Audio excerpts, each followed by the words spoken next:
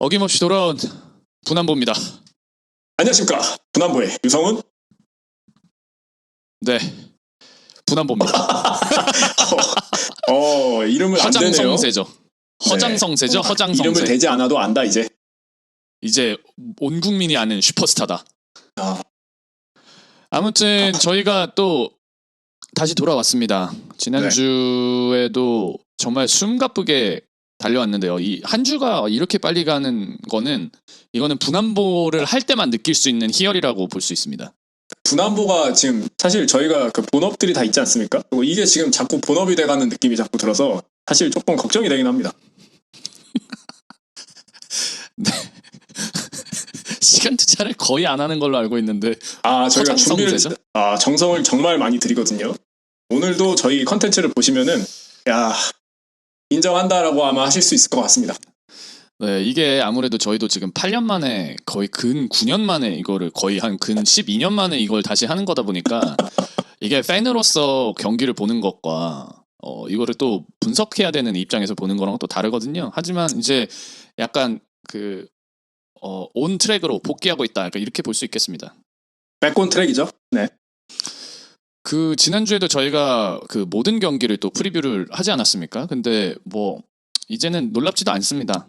뭐 저희가 예측을 했던 많은 경기들이 그대로 흘러가고, 하지만 또 인생사가 그렇듯이 축구판도 한 치 앞을 내다볼 수가 없기 때문에 또 깜짝 서프라이즈들도 조금 간간히 섞여 있었습니다. 그래서 저희 2라운드 경기들 빠르게 리뷰를 진행을 해보고, 또 3라운드에 어마어마한 경기들이 준비가 되어 있지 않습니까? 그래서 리뷰 이후에 3라운드 프리뷰로 뭐 가볍게 넘어가 보도록 하겠습니다. 네, 그리고 그 추가적으로 이제 내일 이제 독일 시간으로는 이제 9월 1일에 이제 여름 이적 시장이 마감이 되죠. 그래서 지금 이적에 대한 이야기들이 좀 많이 있어요. 그래서 이 조혜지 씨가 도계자 박을 타임도 좀 있고 한번 그것도 같이 곁들여서 한번 진행해 보도록 하겠습니다. 제가 도자개를 박을 이유는 없습니다. 도자켓이죠, 도자켓. 네. 자, 2라운드 첫 번째 이제 경기로 보면은 라이프치히와 슈투트가르트 경기를 먼저 이야기를 좀 해봐야겠죠. 네. 이게 히딩크 감독님이 생각나는 스코어가 자꾸 나옵니다. 슈투트가르트가. 이게 전반 후반이 아예 다른 경기 같았어요. 그리고 이제 사실은 라이프치히 같은 경우는 특이하게 이제 전반에 심판 때문에 좀 많이 곤욕을 치렀었거든요. 네. 근데 이제 그 심판 콜에 대한 많은 불만 이런 것들이 좀 있었고, 하지만 이게 후반전부터 공격력이 엄청나게 올라왔고, 이 슈투트가르트의 골키퍼가 누구죠? 그 니벨 선수죠. 니벨이 전반전에는 잘 막다가 이제 한 번 무너지니까 그냥 멘탈이 그냥 아예 털려버리더라고요. 그래서 그 라이프치히의 이제 첫 골을 생각을 해보면 어찌됐든 헬릭 선수가 넣은 첫 골이 수비 실책에서 시작이 됐단 말이죠. 그렇죠. 수비의 실책에서 시작된 이 헨릭 선수의 럭키골, 이때 니벨이 그냥 마테이가 갔다. 저는 그렇게 평가하고 싶습니다. 빵댕이를 강하게 가격을 했죠. 그러고서 니벨이 그냥 마테이가 가버렸다. 저는 이렇게 평가하고 싶습니다. 그리고 이번 경기에서는 후반에만 그냥 라이프치히가 이제 몰아치지 않았습니까? 근데 이제 이게 좀 뒷심이 있는 팀 같은 게 그 레버쿠젠전에서도 사실 초반에 레버쿠젠한테 많이 시달리다가 그래도 만회골을 좀 넣기는 했었어요, 후반에. 근데 슈투트가르트도 사실 기본적으로 비슷한 전략을 들고 온 것 같은데 라이프치히의 공격을 막아내기에는 수비가 좀 부족했다라고 볼 수 있겠네. 이게 보통 전반과 후반에 이렇게 경기력이 달라지는 이유는 뭐 여러 가지 요인이 있을 수 있겠지만 가장 이제 중요한 요인으로 꼽는 게 감독의 역량으로 봅니다. 왜냐하면 이 전반에 처음에 준비를 했던 카드들이 잘 먹히지 않았을 때 후반에 이걸 얼마만큼 조정을 할 수 있는가, 이제 그거에 따라서 경기 판도가 많이 달라지는데, 전반에는 아까 말씀드린 대로 라이프치히가 그 심판한테 많이 얻어 맞았어요. 그래서 사실 마르크 로제 감독도 아마 이 경기 때 옐로 카드 받았을 겁니다. 하도 항의를 많이 해가지고. 이제 그러다가 그 흥분을 가라앉히고 이제 라커룸에서 선수들에게 다시 한번 상기시키죠. 우리는 우승을 향해 가야 된다. 정신 똑바로 차려 하고 있었나요? 그냥 빠따를 때려버리니까 거기서 이제 후반전에 선수들이 이제 그냥 정신이 번쩍 들어가지고 그 헨릭 선수가 럭키골을 한번 넣고 나서 그 다음에는 이제 저희가 항상 언급해왔던 선수들이 다 골을 넣었죠. 다니 올모도 한 골을 추가했고, 다 패버리는 로이스 오펜다도 이제 넣었고, 그 다음에 캄프레 시몬스도 이제 골을 넣었는데, 네. 차비 시몬스 정말 무섭다는 생각이 많이 들었고 제가 지난 에피소드에서 차비 시몬스를 다시 한번 또 말씀을 드리지 않았습니까? 이거 물건이다. 라마시아의 희망이죠. 네. That guy is a 그렇습니다. stuff. 근데 저희가 사실 그 시몬스 선수가 멘탈이 참 대단한 게 원래 뉴벨한테 막혔었어요, 그렇죠? 근데 막혔는데 그거를 일어나가지고 오뚜기처럼 일어나가지고 그거를 다시 공을 잡아서 골을 넣더라고요. 그러니까 끝까지 이제 집중하는 거죠. 근데 왜냐면 첫 번째 기회가 너무 완벽했는데 사실은 니벨의 이제 그 일기토에서 그냥 한번 패배를 한 건데 끝까지 집중해가지고 이제 골을 만들어내는 억척스러움까지 보여주면서 10대 선수답지 않은 무서움을 좀 보여줬습니다. 그리고 저희가 말씀드렸던 것처럼 자이발트 선수가 계속 이제 2라운드까지 나왔었는데 아마 캄프리 좀 더 중용되지 않을까라고 했는데 적중했습니다. 그래서 캄프리 이제 나와서 또 득점까지 성공을 시켰죠. 하라부치에 의해서 굴절이 되긴 했지만 어쨌든 득점이 되었다. 그리고 이번 경기에 베르너 선수가 나오지를 않았어요. 폴센 선수가 그 자리를 좀 대신했다고 봐야 되는데 네. 이게 지금 베르너가 진짜 위기의식을 가져야 되는 게 지금 2선 선수들이 지금 너무 잘해주고 지금 다니올모랑 이제 차비 그렇죠. 시몬스가 너무 잘하고 있는 상황이어서 사실 베르너를 쓰기가 조금 애매한 지금 상황이 돼버렸습니다. 그래서 지금 티모 베르너가 어찌됐든 라이프치히에 어떻게 보면은 에이스로서의 역할을 해주기를 이제 시즌 전에는 많은 분들이 기대를 했었는데 지금 설 곳이 조금 많이 입지가 좁아졌다 이런 생각이 들 수도 있습니다. 그리고 공격 옵션이 굉장히 다양해져서 베르너가 이제 다른 팀들의 그런 에이스 공격수 그런 느낌이 아니라 로테이션 자원 느낌으로 조금 바뀌고 있다는 느낌을 지울 수가 없어요. 이제 벤자민 셰시코 선수도 이번에 새로 영입됐는데 그 선수도 이제 굉장한 정통 타겟형 스트라이커죠. 지금 발 부상 때문에 지금 못 나오고 있는데 아마 이제 회복을 하고 복귀를 하면은 오펜다 선수랑 이제 더불어서 이 공격진의 조합을 다양하게 줄 수 있는 선수가 될 거다라고 생각합니다. 이게 시즌 극초반이기는 한데 이번 시즌에 득점왕 경쟁이 의외로 좀 치열하지 않을까라는 생각이 이제 살짝 듭니다. 네. 골을 꼭 잘 넣는 선수들이 있어요. 그쵸. 골의 냄새를 잘 맡는다고 표현하죠. 저 노르웨이의 피오르드죠. 피오르드 협만이 빈트 선수도 있고 그리고 케빈 베렌스 선수 베를린에 있고 그리고 해리 칸에 있고 뭐 여러 선수들이 치열합니다. 지금 득점 경쟁을 하고 있습니다. 네, 초반 스타트들이 굉장히 좋습니다. 다음 경기로 넘어가 볼까요? 네, 다음 경기는 이제 프라이부르크 브레멘. 이 경기는 벽 대 벽의 경기였고 조혜지 씨가 이 경기를 픽을 했었어요. 아주 개꿀잼 매치가 될 거다. 이번 라운드에 가장 재밌는 경기로 예언을 했는데 그냥 바로 적중해 버렸죠. 네. 창과 방패의 대결이라고 봐야죠. 이 체코의 이 울고 넘는 박달재 아닙니까? 이 파블렌카 선수의 미친 선방쇼가 정말 눈이 부셨다. 거의 제가 봤을 때는 파블렌카가 거의 홀로 싸우는 경기였다. 그냥 이렇게 지금 사실 말씀을 드릴 수가 있는데 결국에는 이제 후반에 부다페스트의 징기스칸이죠. 롤랑 살라이가 나가고 네. 롤랑 살라이가 나가고 이제 막스 필립이 교체해서 들어오지 않았습니까? 이게 네. 아주 신의 한 수였습니다. 막스 필립이 그간의 서러움을 이제 보상받는 그런 골을 넣으면서 이 파블렌카가 사실 전후반 통틀어서 모든 걸 다 막아냈지만 역시 막스 필립은 막지 못했다. 이렇게 평가할 수 있겠습니다. 네, 그리고 사실 저는 이 경기를 벽대벽이라고 평가를 했던 게 뭐냐면 필 크룩 선수가 코너킥 상황에서 마치 델피에로의 슈팅을 연상케 하는 백발리 슈팅을 이제 시도를 했는데 그게 이제 레프트백 큐블러 선수한테 극적으로 막히는 그런 장면이 있었어요. 그래서 그것도 참 필 크룩 선수가 참 아쉬웠다, 운이 없다라고 이제 저는 보였었거든요. 근데 지금 브레멘이 뭐 뒤에 이제 프리뷰 때도 말씀을 좀 드리긴 하겠지만 필 크룩이 지금 뭐 속된 말로 약간 X가 된 상황이고, 그러니까 지금 컨디션이 너무 안 올라오거든요. 컨디션이. 그래가지고 네. 제가 이제 지난주에 이제 브레멘한테 얘기를 해놓지 않았습니까? 쿠나츠키를 차라리 선발로 써야 된다. 네. 지금 왜냐면 둑시가 아예 정신을 못 차리거든요. 근데 네. 이제 이거를 둑시를 계속 기다릴 수는 없는 상황이고, 그럼 여러 가지 포메이션 변화를 좀 줘야 되는데 코브나츠키를 선발로 한번 빼보는 것도 방법이 될 수 있다. 왜냐면 지금 브레멘이 거의 이게 답이 안 나와요. 필 크룩 선수가 제 생각에는 한번 터져주면은 그때부터 좀 이제 물이 들어올 것 같은데 아직 조금 말라 있다. 네. 하지만 네, 다음 이 경기는 파블렌카의 이 선방 하이라이트만 보는 것도 의미가 있는 경기다. 네, 이렇게 볼 수 원매치다. 있겠습니다. 네. 다음 경기 넘어가시죠. 다음 경기 이제 하이덴하임이랑 호펜하임 경기죠. 이 하이덴하임의 이 고산지대 매치였는데 그 분데스리가 홈 경기 첫 경기예요. 첫 홈 경기여 역사적인 경기였는데 2대 0으로 앞서 나가다가 예리 3골을 실점을 하면서 이제 호펜하임한테 덜미가 잡혔습니다. 네, 그래도 뭐 호펜하임이 뭐 체면치레 했죠. 근데 이제 저희가 말씀드리지 않았습니까? 그 이제 하이덴하임의 엄석대 자존심. 왁구죠. 네. 왁구 축구하는 이제 베스테 선수가 이제 출산 휴가에서 복귀를 했고 네. 뭐 아무래도 이제 PK 또 전담맨이기 때문에 실축을 했죠, 근데. 실축을 그냥 바로 때려버리는 걸 보여주고 그거를 만회해버리죠. 필드골로. 프리킥으로. 네. 나는 프리킥이었나요? 멀리서 차는 걸 좋아해. 뭐 이런 거죠. 프리킥이었나요? 네, 프리킥 골을 바로 호쾌하게 성공을 시켰고 그쵸. 그리고 이제 코나킥을 또 이제 마빈 피링어 선수 대갈박에다 그냥 바로 갖다 주면서 바로 또 추가골을 넣는데 또 기여를 했죠. 킥이 좋습니다. 기본적으로 베세가 킥이 되기 때문에 전담 키커를 하고 있고 근데 이제 PK는 심장이 약하기 때문에 바우먼 키퍼였나요? 바로 막혀버렸죠. 네, 맞습니다.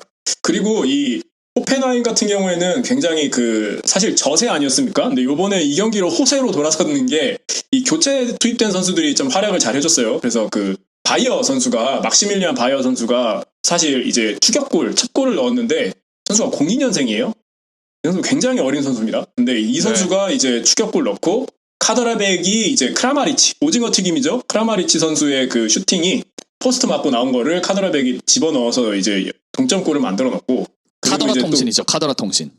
바이어 선수가 또 PK를 유도를 해서 만들어냈어요. 그래서 그거를 또 이제 크라마리치 선수가 골 넣으면서 이제 짜릿한 역전승을 거뒀다라고 볼 수 있습니다.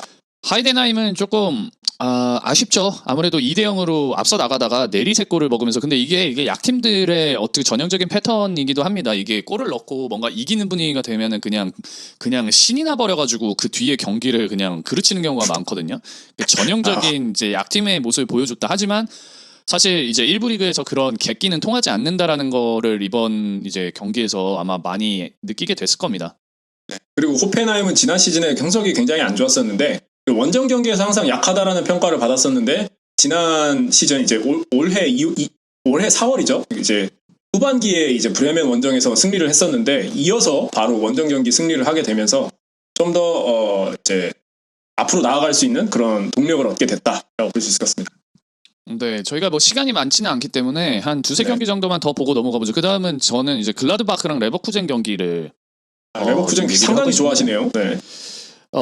제가 계속 지금 뭐 연속으로 말씀을 드리지만 레버쿠젠이 이번 시즌에 이제 눈여겨봐야 되는 팀이고 저는 솔직히 레버쿠젠이 이긴 게 뭐 그렇게 놀랍지는 않고 다만 이제 레버쿠젠의 스타일이 이제 완전히 바뀌고 있다. 그러니까 이게 그 사실 알론소 감독이 어떻게 보면 이제 감독으로서의 이제 능력을 많이 보여주는 이제 경기였다고 저는 생각이 들고 네. 레버쿠젠이 이제 마치 뮌헨의 이제 전성기 때 뮌헨을 보는 듯한 이 패스워크가 엄청나게 돋보이는 경기였고 이제 그렇게 플레이 스타일을 조금 많이 바꿔가려고 하는 것 같아요. 그래서 빌드업이 엄청나고 아무래도 차비 알론소 감독이 또 뮌헨의 전성기를 이끌었던 인물 아니겠습니까? 그러다 보니까 이제 그런 빌드업 그 뮌헨의 빌드업을 차용을 잘 한 것 같아요. 근데 그리고 선수들도 보면은 그라니 자카, 그다음에 비어츠, 프림퐁, 뭐 보니페이스 이런 이제 신구 조화가 조금 잘 되어 있고 그 2선, 3선부터 시작되는 이 빌드업이 아주 예술이었습니다. 특히나 뭐 사실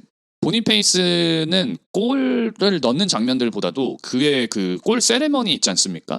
그 쌍권총을 허리에 차고서는 이제 이상한 포즈로 이렇게 서부시대죠, 서부시대. 그러니까 마치 그 뭐라 그래야 되죠? 그 텍사스의 그 달타냥을 보는 듯한 네, 바운티 헌터죠, 바운티 헌터. 그런 약간 쉐리프의 형태죠, 쉐리프. 장고죠, 장고. 보안관이라고 볼 수 있습니다. 네. 그리고 그 굉장히 그 뭐라고 할까요? 심플하면서 군더더기 없는데 굉장히 효율적인 그 공격 시스템을 갖추려고 한다라고 보여지는 것 같아요. 제가 보기엔. 그리고 제가 눈여겨보는 선수가 이 비르츠 선수인데 원래도 이 선수가 이제 재능이라고 많은 평가를 받았는데 올 시즌 그냥 물이 올랐어요. 아직 19세밖에 안 됐는데 그냥 축구 도사처럼 그냥 플레이를 해요. 그냥 뭐 상대 진영에서 완급 조절 쫙쫙 해가면서 바로 패스 찔러주고 보니페이스 바로 득점해버리고 제 생각엔 곧 빅리그로 떠나지 않을까 싶습니다. 네, 비어츠는 약간 NBA에는 루카 돈치치가 있다면 이제 분데스리가에는 비어츠가 있다 이런 느낌이 좀 많이 들고 둘 다 이제 특징이라고 보면은 되게 슬슬 하는 것 같은데 이제 볼을 못 뺐죠. 그리고 완급 조절이 매우 뛰어나고 패스가 좋습니다. 그리고 이제 분데스리가의 메시다. 필요할 때는 본인이 이제 득점까지 할 수 있다. 그러니까 NBA에 루카 돈치치가 있다면 분데스리가에는 이제 비어치 선수가 있고 그리고 또 하나 또 주목해야 될 지점이 뭐냐면 레버쿠젠에 그러니까 이게 분데스리가 팀들을 보시면은 흑인들이 별로 없어요. 그러니까 있는데 한 팀에 이렇게 많은 흑인 선수가 있는 경우를 사실 찾아보기 어렵습니다. 그래서 유색인종에 대한 그런 어떤 장벽이라고 해야 될까요? 그게 갑자기요? 굉장히 낮습니다. 예, 굉장히 낮은 아, 팀이. 근데- 근데 네. 그러다 보니까 지금 보면 이제 뭐 엄청 많죠. 타 흑인 선수들이 뭐 요나단 타도 있고 프림퐁 네. 선수도 있고 보니페이스도 네. 있고 상당히 많습니다. 네, 여기까지고요. 그리고 네. 한 가지만 더 얘기를 하면 레버쿠젠이 지금 이제 3백을 기용을 하고 있는데 아무래도 이 라인을 이제 엄청나게 올려서 하는 경기를 많이 합니다. 그러니까 이게 한 번에 뻥축구를 하는 게 아니라 이제 빌드업을 차근차근 하다 보니까 이 3백 3명의 수비수가 엄청나게 많이 올라와서 경기를 하게 되거든요. 이제 그러다 보니까 지금 요나단 타가 연속으로 2경기 골 넣지 않았습니까? 그러니까 물론 세트피스나 이런 상황이긴 하지만 결국에는 그런 공격적인 부분을 또 잘 활용을 할 수 있는 왜냐면 요나단 타가 골을 은근히 잘 넣습니다. 수비수지만 센터백이지만. 네. 그래서 이제 그런 것까지 지금 잘 활용을 하고 있는 아주 그러니까 수비를 거의 포기하고 그냥 강대강으로 붙어버릴 때 그냥 상대방을 죽여버린다 약간 이런 팀이 됐습니다. 이게 이제 차비 네, 알론소 감독의 능력이라고 봐야 되죠. 네, 알겠습니다. 네, 저는 이제 다음 경기로 딱 하나만 꼽아보자면, 뭐 저희가 미넨이랑 아우스부르크 한번 뭐 더 얘기하는 걸로 하고, 저는 이제 다른 경기 하나 꼽자면은 다름슈타트랑 이제 우니온 베를린을 저는 이제 꼽을 수가 있을 것 같아요. 이 경기가 이제 제 생각에는 이 챔스리그 진출권을 두고서 경쟁하는 팀들이 이제 베를린, 미넨, 레버쿠젠 이 세 팀은 거의 따놓은 당상 아니냐라는 생각이 들 정도로 이 베를린이 굉장히 그 호세입니다. 그 이제 요번에 새로 영입한 저희 이제 선생님이죠. 고 선생님.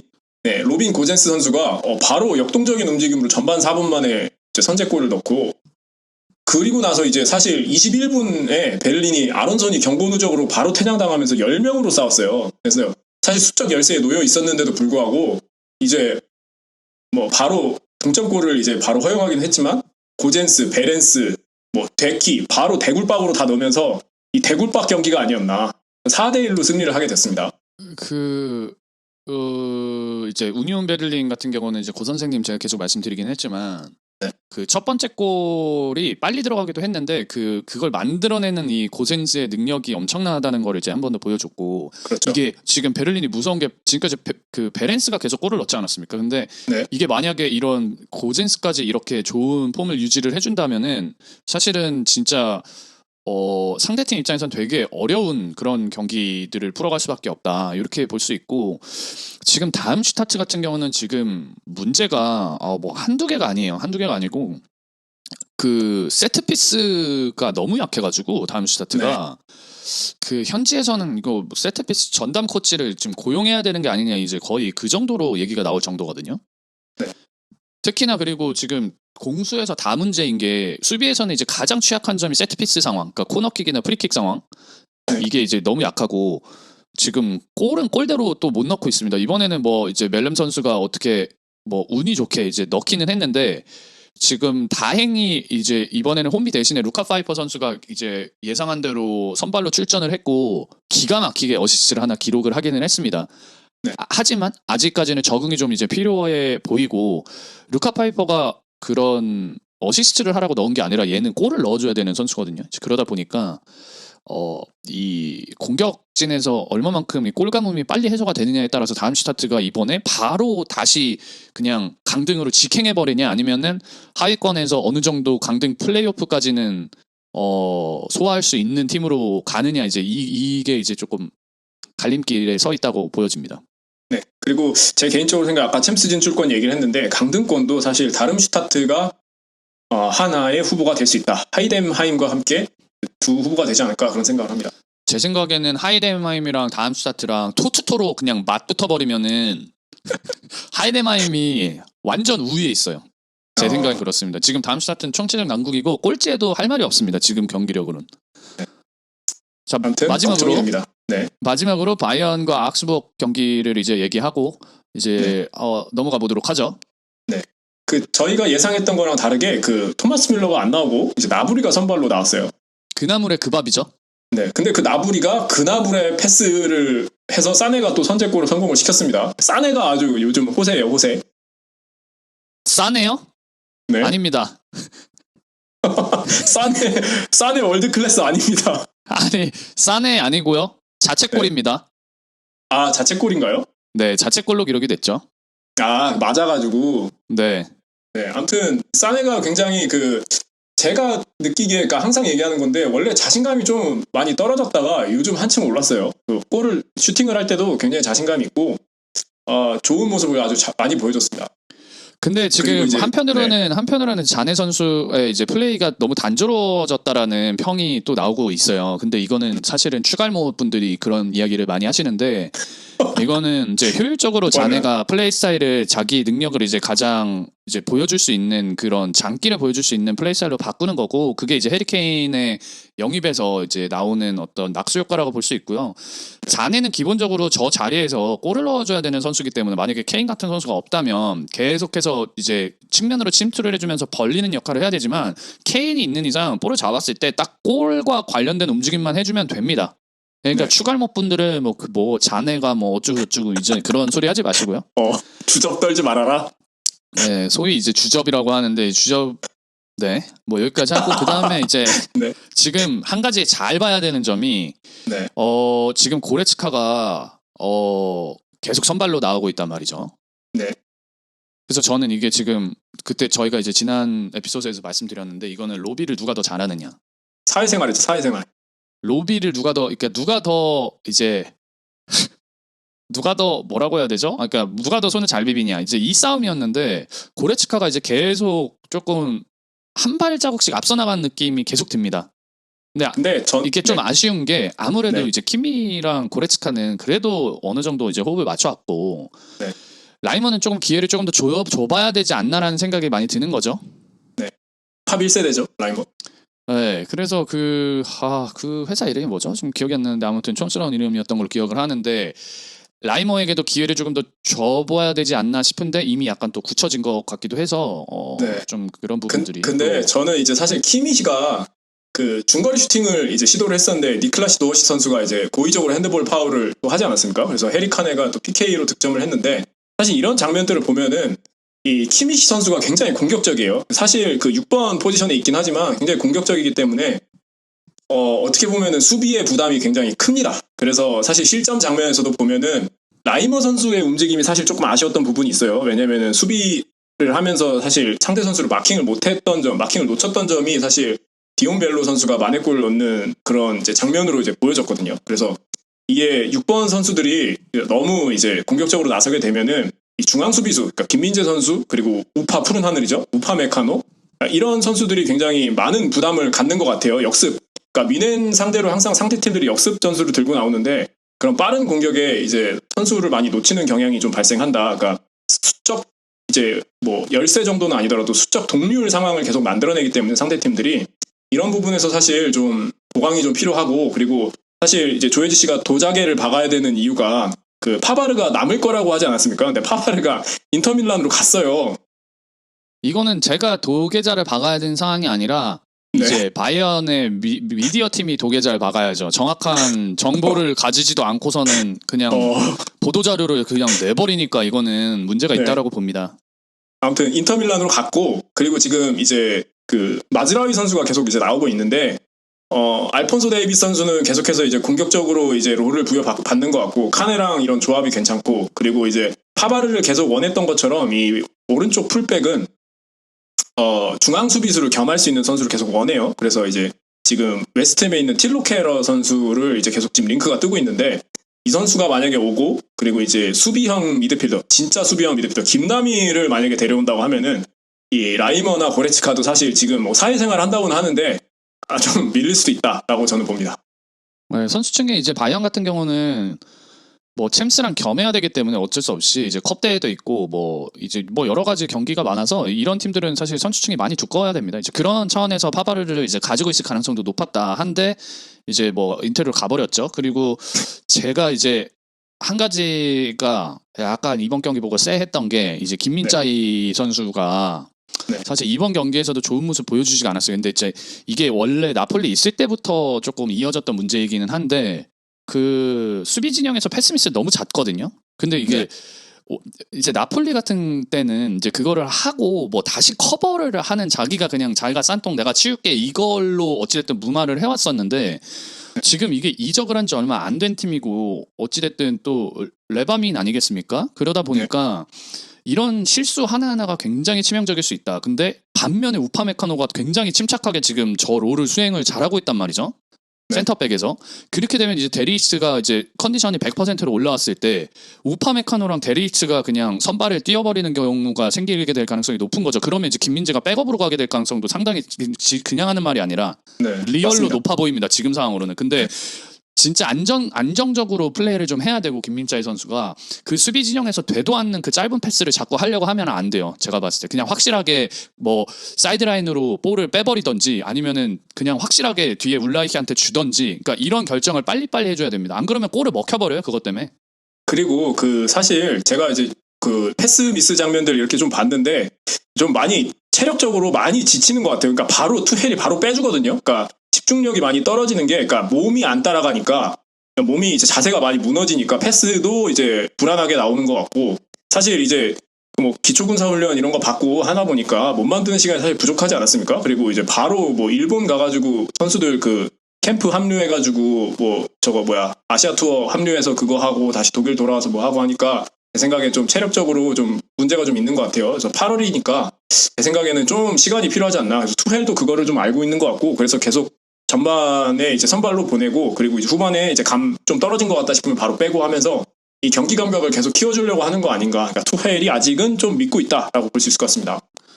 네, 이제 그러면 이제 3라운드 경기들 프리뷰로 바로 넘어가 보도록 하겠습니다. 자, 첫 네. 경기 도르트문트와 대망의 첫 하이덴하임이죠. 경기죠. 네. 네, 대망의 첫 경기 돌문과 하이덴하임. 이것도 뭐 사실 첫 만남이죠. 이 처녀작이에요. 하이덴하임에겐 모든 것이 다 처녀작입니다. 네. 도르트문트는 이제 1976년 이후부터 매 시즌 1부 리그예요. 그러니까 뭐 다른 팀들처럼 뭐 2부 브레멘처럼 2부 리그 내려갔다 올라갔다 이런 게 아니라 계속 1부 리그에 있었기 때문에 하이덴하임이랑 뭐 첫 경기인 게 놀라운 일은 아닙니다. 그리고 이제 사실 하이덴하임은 첫 두 경기에서 2패를 지금 기록을 하고 있기 때문에 도르트문트를 상대로 좀 어려운 경기를 펼칠 것 같지만 어찌됐든 간에 도르트문트도 지금 사실 그렇게 좋지 않아요. 저희가 리뷰를 뭐 스킵하긴 했는데 뭐 보쿰이랑 1대1로 이제 비기게 되면서 사실 좀 체면을 좀 구겼다고 저는 생각을 합니다. 그래서 이런 상황이 사실 쾰른과의 1라운드 경기에서도 이제 뭐 1대0으로 극적으로 승리를 했기 때문에 약한 팀한테 좀 약한 게 아니냐라는 그런 생각이 있을 수도 있을 것 같아요. 네. 근데 도르트문트가 이번 시즌이 확실히 좀 약해지기는 했는데 제가 이제 보쿰과의 경기를 생각을 해보면 제가 지난번 에피소드에서 그 트라우마를 안겨준 팀이라고 말씀드리지 않았습니까? 그러니까 이게 그 작용을 할 수밖에 없어요. 그러니까 지난 시즌에도 시즌 초반에 1대1로 비기면서 그게 결국에는 돌문이 우승을 하지 못하게 리그 우승을 하지 못하게 만드는 이제 그 파급 효과. 그게 있었다면 이번에도 마찬가지로 이게 마지막 라운드에 가가지고 어떤 식으로 작용을 하게 될지 모르는데 이 트라우마가 엄청나게 지금 이제 그 심각해져 가는 상황이죠. 근데 그럼에도 사실 보면 도르트문트가 지금 21경기인가요? 지금 분데스리가에서는 지지를 않고 있습니다. 그러니까 지지 않는 경기를 하는 것도 매우 중요하다. 이렇게 볼 수도 있을 것 같아서 뭐 도르트문트가 뭐 핫바리 팀도 아니고 조금씩 이제 폼이 올라오지 않을까? 그런 생각을 좀 해보고 있습니다. 저는. 그리고 이제 뭐 좀 재밌는 팩트라고 펀 팩트를 또 알려드리자고 하면은 그 왁구죠. 그 이제 하이덴하임의 오로지 미들맨 하나 얀 니클라스 베스테 선수가 사실 도르트문트 성골이에요. 도르트문트 유스에서 성장을 했어요. 그럼요. U19팀까지. 네. 그래서 사실 이제 뭐 겔버반트라든지 아니면 도르트문트의 사정을 정확하게 잘 알고 있기 때문에 또 짬이 있지 않습니까? 11년 동안 이 도르트문트 밥을 먹은 선수기 때문에 하이덴하임 선수들한테 야 쫄지 마. 짬으로 누를 수 있다 하면서 좀 좋은 모습 보여주지 않을까 그런 짬바죠. 생각합니다. 짬에서 나오는 바이브다.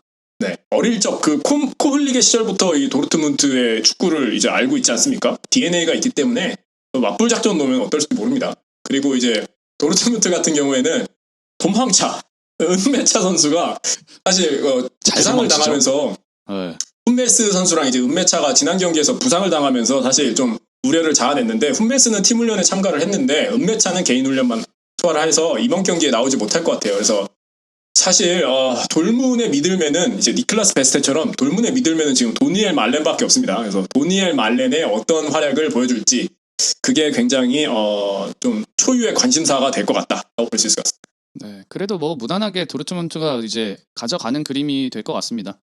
저는 만약에 그 파울 유도를 계속 하이덴하임이 한다고 하면은 이 베스트의 날카로운 이 킥이 골망을 많이 가르지 않을까, 또 그런 부분을 좀 유심히 살펴봐야 될 것 같습니다. 자, 다음 경기로는 이제 레버쿠젠과 담슈타트가 레버쿠젠 홈에서 바이 아레나죠. 맞붙게 되는데요. 레버쿠젠이 전통적으로 일단 승격팀에 강합니다. 그냥 약팀에 이제 약팀이 올라온다 이러면은 약간 그 텃세를 부리는 거죠. 그러니까 약간 문지기 역할을 확실하게 해주는 게 레버쿠젠이어가지고 승격팀을 아예 죽여버리는 경향이 있습니다. 그래서 최근에 8전 중에 승격팀과의 8전 중에 6승을 했고 특히나 눈여겨봐야 되는 점이 23골을 넣어버렸어요. 그러니까 그냥 말 그대로 죽여버리는 스타일입니다. 그러니까 지금 8번을 했는데 지금 23골을 넣었다 그러면 거의 경기당 지금 3골씩 나왔다는 얘기거든요. 자비가 없다. 그냥 무자비한 스타일입니다. 그리고 사실 레버쿠젠이 이번 시즌에 이제 처음 그 2경기를 이겨버리지 않았습니까? 근데 이번에 이기게 되면 첫 3경기를 이기고 시작을 한다는 거죠. 근데 이게 아주 희한한 평행이론인 게 이전에 역사상 레버쿠젠이 그 첫 시즌 첫 3경기를 이기고 시작한 시즌이 2번밖에 없었어요. 그게 03년도 그리고 13년도 그리고 지금 23년도죠. 그러니까 이제 10년 주기로 시즌을 이제 3경기를 내리 이기면서 시작을 할 수도 있다. 그래서 뭔가 이게 느껴지는 그 느낌이 좀 있습니다. 03, 13, 23. 그래서 딱 그 재물로서 승리 재물로서 아주 좋은 상대를 만났죠. 그리고 다음 슈타트라고. 네. 다음 전성기는 3-3이다. 그쵸. 시즌 첫 경기를 첫 3경기를 이기고 시작한 일은 이제 10년 주기로 돌아온다 이렇게 보실 수 있고 지금 뭐 아까 리뷰 때도 말씀드렸지만 그 사비 알론소 감독이 굉장히 팀 빌딩을 잘 하고 있고 이번에 이제 처음으로 풀 시즌을 또 함께 소화해내지 않습니까? 근데 또 좋은 게 사우스햄튼에서 이번에 그 네이선 텔라를 그 영입을 했어요. 근데 이 선수가 지금 이제 사우스햄튼 전에 이제 번리에 있을 때 번리에 이제 그 2부긴 하지만 39경기 출장에서 17골을 박아버렸거든요. 근데 이 선수가 이제 윙으로 뛰는 선수인데 일단 골 감각이 어느 정도 있는 선수고 그다음에 굉장히 험블합니다. 그 이제 분데스리가로 이적을 하면서 했던 인터뷰에서도 많은 이제 영 플레이어들이 분데스리가를 거쳐가면서 세계적인 선수가 되는 거를 봤다. 그래서 나도 여기 와서 이제 너무 내 기량을 만개시킬 수 있을 것 같아가지고 기분이 좋고 그 팀이 레버쿠젠이어서 행복하다. 딱 이렇게 하면서 사회생활을 확실하게 해주는 모습 보여주면서 또 차비 알론소 감독 같은 경우는 또 스페인이기 때문에 이게 스페인이 굉장히 보수적이거든요. 그러다 보니까 이제 선비 정신도 있고 차비 알론소가 카탈루냐 출신인지는 모르겠는데 카탈루냐가 진짜 스페인의 조선입니다. 그래서 거기 사람들은 거의 안동이라고 보면 되고요. 거의 그냥 안동에서 이제 선비들이 갓을 쓰고 다니지 않습니까? 아직까지도 2023년도에 약간 그 정도의 저건데 차비 알론소 감독이 아무래도 스페인 출신이다 보니까 이제 그런 것들을 좀 의식을 하면서 얘기를 한 것 같아요. 네, 바스크 지방 출신이라고 하네요. 스페인. 그러면 아닙니다. 거기는 완전 그냥 백정임 백정. 야만. 백정입니다. 거기 백정이고. 결국에는 그럼 이 선수가 이 선수가 만약에 라이트 윙을 뛴다 그러면은 사실 라이트 레프트 둘 다 뛸 수 있거든요. 윙. 그래서 아마 지금 레버쿠젠 포메이션 상으로는 아마 프림퐁이나 그리말도랑 어느 정도 주전 경쟁을 붙어야 되는 상황이고 알론소 감독은 계속 얘기를 해보자면 이제 호재죠. 사실 호재인 게 다음 슈타트와의 인연이 좀 깊습니다. 그 아까 말씀드린 대로 원래 차비 알론소 감독이 또 전성기를 바이에른에서 보내지 않았습니까? 15년인가요? 16년인가요? 그 대회의 컵에서 그 아직도 회자되는 장면 중에 하나인데 그 발리로 중거리 슛을 그냥 꽂아버린 경기가 있어요. 그러니까 그걸로 헬러 형님 계실 적에 그때 헬러 있었죠. 그러니까 그거 딱 먹자마자 헬러가 무릎을 꿇어버린, 그러니까 실제로 그라운드 위에 무릎을 꿇어버려가지고 이제 좀 탄성을 자아냈던 그런 골인데 그 컵에서 그냥 그 발리로 다음 슈타트를 그냥 죽여버린 적이 있거든요. 그러니까 아마 그때를 생각을 해보면 또 다음 슈타트가 좀 레버쿠젠 상대하는데 좀 껄끄러울 수도 있습니다. 근데 이제 반면에 다음슈타트 같은 경우 상황을 보면 지금 원정 경기에서 흐름이 너무 안 좋아요. 최근에 18경기 어웨이 경기 18경기 중에 16경기를 졌어요. 그러니까 지금 원정에서 너무너무 흐름이 안 좋고 최근에 지금 승격된 팀 중에 그 2연패를 당했던 팀이 한 10팀 정도 있었다고 해요. 근데 그 중에 6팀이 강등을 당했거든요. 근데 지금 다음슈타트가 2연패를 당했죠. 그러니까 한 60%의 확률로 이번 시즌 강등을 당할 가능성이 높다. 이렇게 볼 수 있고요. 어. 레버쿠젠 같은 경우는 아까 저희가 이제 프리뷰 때도 리뷰 때도 말씀을 드렸지만 지금 그 보니 앤 클라우드죠. 보니 스페이스가 네. 계속 보니 클라이드. 보니 앤 클라우드죠. 그래서 보니 스페이스가 지금 계속 후퇴를 빼고 있는 중입니다. 그 서부 간선도로의 이제 저격수죠. 장고죠. 네, 장고죠. 장고 끝에 악수죠. 죄송합니다. 분노의 추격자죠. 왜 이렇게 좋아하세요? 저렇게 좋아할 건가? 웃음 바이러스죠? 웃음 치료사. 네, 황승환 네. 박사님이었고요. 득점포가 일단 가동이 됐습니다. 그래서 저희가 시즌 전부터 보니페이스가 좋은 활약을 보여줄 거라고 생각을 했었는데 이제 막 시동을 건 것 같아요. 그래서 잘 지켜보면 이제 좋을 것 같고 조금 이게 제가 레버쿠젠 좋아하다 보니까 이제 좀 정보들이 조금 있습니다. 그래서 빠르게 좀 말씀을 드리면은 가장 최근에 다음슈타트랑 그 레버쿠젠이 바이어 아레나에서 만난 게 그러니까 레버쿠젠 홈에서 만난 게 16-17 시즌인데 그때 3대2로 레버쿠젠이 승리를 했어요. 근데 이제 그때는 어떤 추억의 이름들이도 뭐 이제 차라놀 루나, 율리안 브란트 그리고 그 칠레의 마지막 눈물이죠. 칠레의 독수리 아랑귀제 선수. 예, 아랑귀제가 득점을 하면서 3대2로 레버쿠젠이 이제 승리를 했는데 이 특이한 점이 지금 다음 슈타트에서는 딱 두 선수를 제외하고는 레버쿠젠을 이겨본 경험을 가진 선수가 없습니다. 근데 그 두 선수가 파비앙 홀란트 그다음에 토비아스 캠페일 그 두 선수예요. 그러다 보니까 이 두 선수들이 얼마만큼 동료들을 잘 이끌어 가느냐가 이제 중요하고 사실 홀란트랑 캠페는 지금 다음 슈타트 어쨌든 그 중축을 이루고 있는 선수들이기 때문에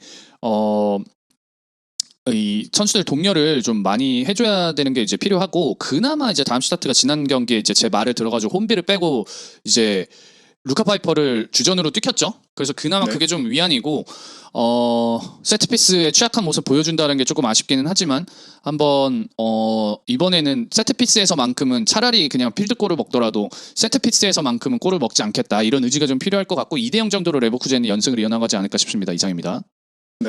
다음 경기로는 이제 호펜하임 홈에서 이제 볼프스부르크와의 경기가 이제 펼쳐집니다. 그래서 니코 코바치 감독의 늑대들이 호펜하임의 원정에 나서게 됩니다. 그 이제 니코 코바치 감독이 사실 바이에른 뮌헨에서 좀 씁쓸하게 떠나서 온 다음에 좀 휴식기를 거친 다음에 이제 다시 지금 볼프스부르크에 와서 나의 저력을 보여주겠다 하면서 지금 볼프스부르크를 아주 개조를 시켜놓고 있어요. 근데 이 볼프스부르크의 어쨌든 미들맨 풍력 발전소죠. 요나스 빈트 찬바람이 선수가 분다. 노르웨이 빙하에는 찬바람이 불어. 이거죠. 노르웨이 피오르드 현만의 풍력 발전소죠. 네. 지금 이 선수가 두 경기에서 지금 두 골씩 터뜨리면서 멀티골 매니아예요. 그래서 첫 두 경기에서 4골 넣은 지금 빈트 선수고 이 선수가 아무래도 이번 이제 호펜하임 원정에서도 강력한 활약을 해주지 않을까 그런 기대를 모으고 있습니다. 그리고 이제 반면에 또 이제 호펜하임이 또 지난 경기에서 승리를 또 하지 않았습니까? 역전승을 이끌면서 상당히 호세인데 또 이때 또 저희가 이제 봐야 될 그 키포인트가 이 베코어스트 선수가 있어요. 이 베코어스트 선수가 호펜하임으로 지금 와 있는데 이 선수가 원래 사실 2018년부터 22년까지 볼프스부르크에서 144경기에 출전을 해서 70골을 때려박은 선수예요. 이 선수가 이제 정통 타겟형 스트라이커인데 이 전통적으로 골을 많이 넣는 선수입니다.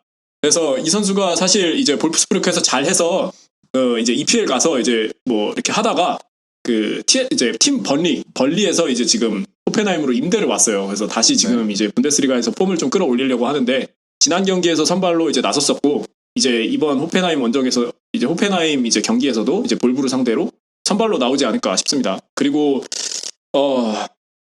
어쨌든 이 경기에서 이 두 팀 간의 키맨은 역시 빈트랑 이제 오징어 튀김이죠. 크라마리치 선수가 이제 되지 않을까 싶습니다. 그래서 이 두 선수가 어쨌든 경기의 키를 잡고 있는 선수가 되지 않을까. 그리고 이제 그 면엔 저격수죠. 그 원래 이제 아우스부르크에서 지난 경기에서 이제 나올까 말까 이제 저희가 이제 관심사였던 메르힘 베르샤 선수가 이제 아웃국에서 호펜하임으로 이제 이적을 했어요. 그래서 이 선수가 이제 풀백인데 이 선수가 만약에 이제 또 이제 이 팀에 보강을 하게 되면 호펜하임이 좀 더 강해지지 않을까 또 그런 예상을 해봅니다. 네. 알겠습니다. 다음 경기 넘어가시죠. 다음 경기 넘어가 보도록 하겠습니다. 저희가 브레멘과 마인츠 경기인데요. 지금 브레멘이 이 경기 지금 1, 2라운드 연패 수렁입니다. 지금 분데스리가 정통의 강호거든요. 베르더 브레멘은. 네. 이렇게 연패로 시즌을 시작한 적이 딱 8번밖에 없습니다. 하지만 그 어떤 시즌에도 강등은 당하지 않았다. 그 8번의 연패로 시작을 한 시즌이 있어도 강등을 당하진 않았다. 그러니까 이제 후반기에 살아난다는 얘기죠. 그러니까 걱정은 하지 않아도 된다. 이렇게 보실 수 있는데 지금 리그 경기에서 너무 약합니다. 7경기 중에 지금 6연패, 그러니까 6연패는 아니고 6패를 이어나가고 있고요. 네. 그리고 지금 리그에서 치러진 지난 3경기 동안, 그러니까 이제 지난 시즌까지 포함이겠죠. 3경기 동안 득점이 안 나와요. 지금 무득점포를 가동시키고 있는 정말 말도 안 되는 지금 상황으로 계속 이제 연결이 되는데 어차피 그 중심에는 이제 필크룩의 침묵이 이제 어쩔 수가 없이 계속 이어지고 있다라는 거죠. 그러니까 네. 그리고 코브나츠키는 대체 언제 출동을 시킬 것이냐, 그 둑시의 컨디션은 언제 올라올 것이냐. 그러니까 이게 공격수가 좋은 자원들이 있음에도 불구하고 결국에는 이제 이 어떻게 보면 좀 중하위권 팀의 치명적인 약점이 뭐냐면 지금 프랑크푸르트도 그렇고 슈투트가르트도 그렇고 지금 전방에 있는 공격수 센터포워드한테만 너무나도 큰 의존을 한다는 거예요. 근데 다행히 슈투트가르트나 프랑크푸르트 같은 경우는 콜로무안이랑 이제 기라시 선수가 있지 않습니까? 이 선수들은 그냥 어거지로 한 골씩은 넣어줘요. 근데 이제 문제가 필크룩은 그게 안 된다는 거죠. 그 둑시는 지금 거의 죽어 있는 상태이기 때문에 그러면 다시 한번 이제 원점으로 돌아와서 이제 폴리시 폴란드의 아우슈비츠죠. 그거 안 좋은 기억 아닙니까? 지금 강제 수용소는 언제 나오는 거예요? 도대체 코브나츠키가 네. 언제 출동을 할 수 있을까? 이제 이것만 지금 계속 보고 있는 상황입니다. 그리고 마인츠가 유독 브레멘 원정에서 강해요. 희한하게. 그리고 마인츠 얘기하면 제가 도자기에는 이거는 한번 제대로 박아야 되는 게 제가 이제 도자켓 한번 하셔야죠. 네.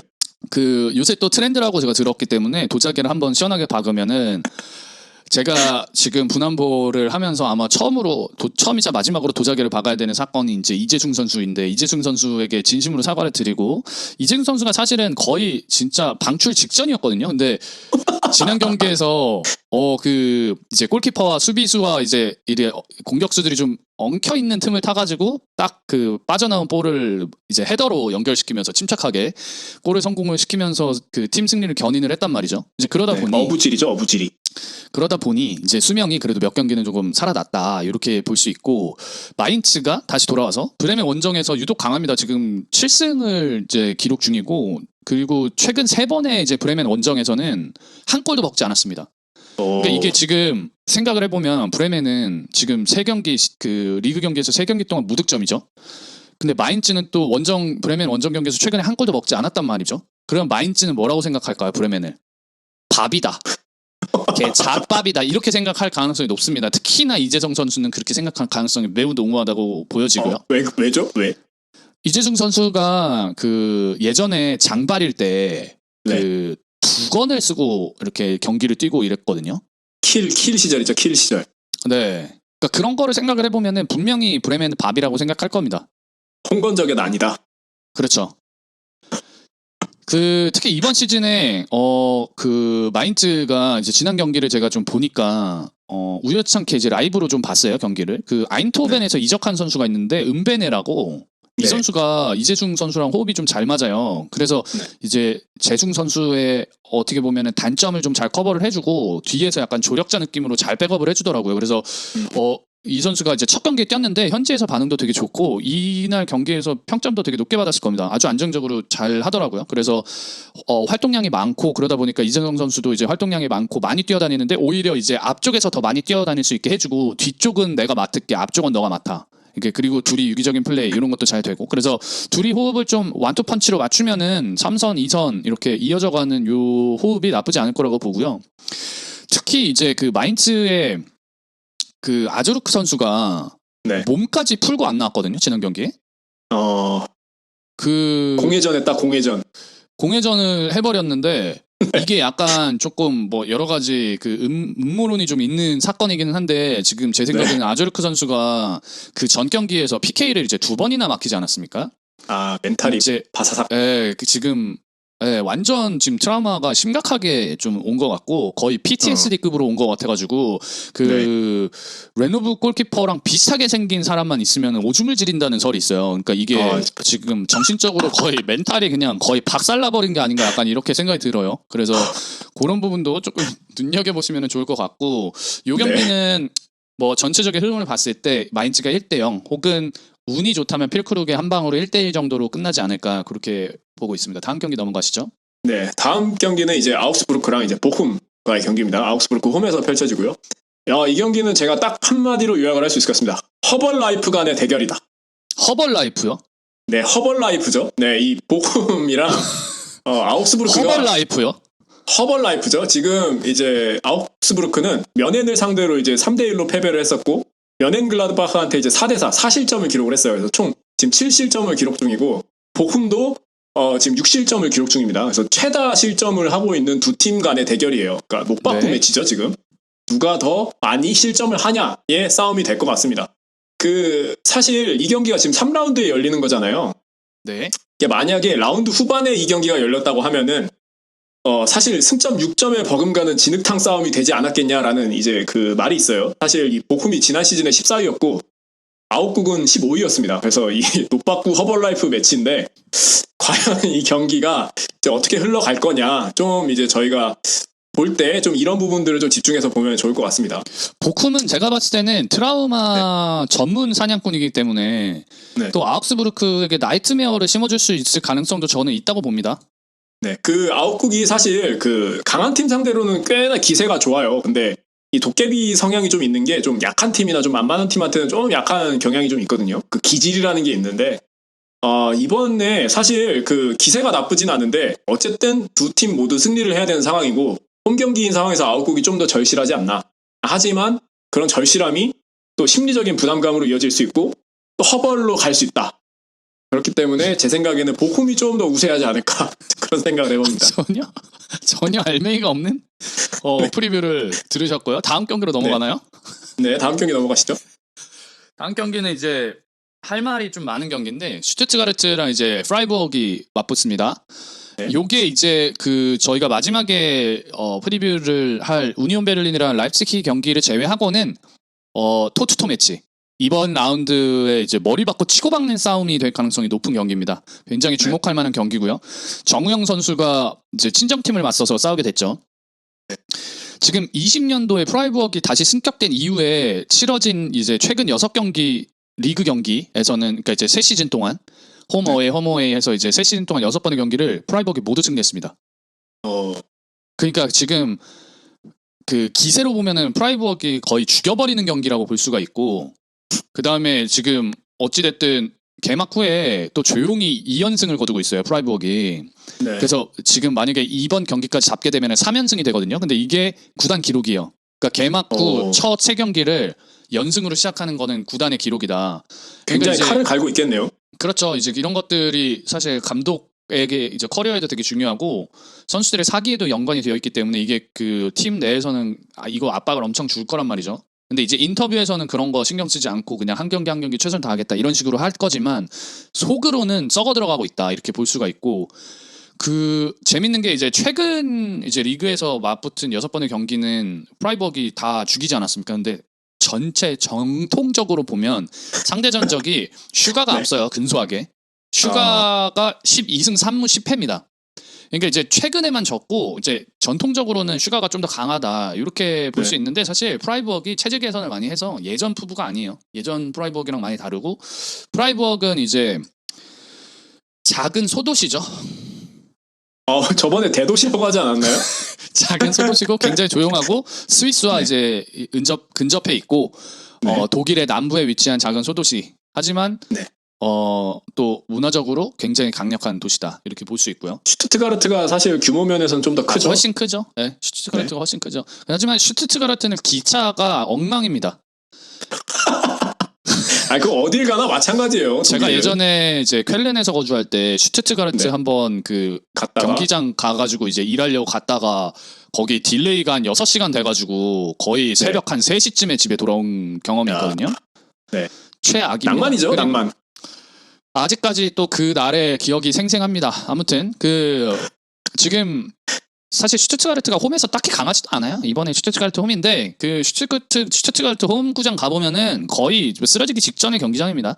근데 이제 강하지도 약하지도 않은데 프라이부어그는 희한하게 원정 경기에서 좀 강한 면모들이 있습니다. 그리고 프라이부어그 아까 말씀드린 대로 볼부에서 너무 막스 필립이 좋은 활약을 보이고 있어요. 그래서 골도 지난 경기에서 기록을 했고 교체로 투입되자마자 그 다음에 또 프라이부어그이 또 사람들이 간과하는 이제 추가할것들이 간과하고 있는 부분이 있는데 네. 그 프라이부어그의 긴터랑 이제 리에나트가 지키는 센터백 라인이 있거든요. 여기가 상당히 견고합니다. 그러니까 긴터는 맞습니다. 어찌됐든 국대죠, 국대. 국대고 이게 뭐 완전 또 분데스리가 토박이 아니겠습니까? 이거 굉장히 지금 터줏대감이죠. 이제 노장이 됐어요, 긴터도. 예전의 긴터가 아닙니다. 그래서 이 또 노장으로서 또 제 몫을 지금 해주고 있고요. 하지만 이제 슈투트가르트에는 이제 기라성이 있죠. 기라시가 이제 기니씨라 그러죠. 기니씨, 가니씨, 가니씨가 있습니다. 가니씨. 이제 플레이팅을 할 때 이제 반찬인가요? 파인다이닝에서 이제 메인 코스가 나올 때 이제 거기에 이제 플레이팅에 이제 가니쉬를 이제 사이드로 이제 올려주죠. 네. 양날의 검이에요. 근데 기라시가 왜냐하면 이게 개인 아까도 말씀드린 것처럼 이 콜로무아니처럼 개인 능력에만 너무 의지하는 경기를 하다가는 프라이브워크처럼 이제 조직력으로 승부 보는 팀한테는 그냥 초살날 가능성이 있거든요. 그러니까 이거 진짜 초반에 조심해야 되고 특히 지금 슈투트가르트에는 우리 이제 우리 이토 선수를 이제 비롯해가지고 하라구치 우리 우영이가 아니라 그 뭐 하라구치, 정우영 이렇게 아시안 리거들이 있지 않습니까? 그래서 네. 이제는 엔도가 나갔단 말이죠 리버풀로. 네. 그러다 보니까 이 아시아 리거들이 얼마만큼 활약을 해주느냐가 이제 정말 중요한 이제 그런 상황이라고 볼 수 있겠습니다. 그래서 이번 요 라운드에서 어떻게 보면 주목해야 될 만한 경기 탑 2에 들어가는 슈투트가르트와 이제 프라이부어그이고 저의 예상은 프라이부어그 한 2대1로 치고 받다가 이제 경기 끝낼 것 같습니다. 알겠습니다.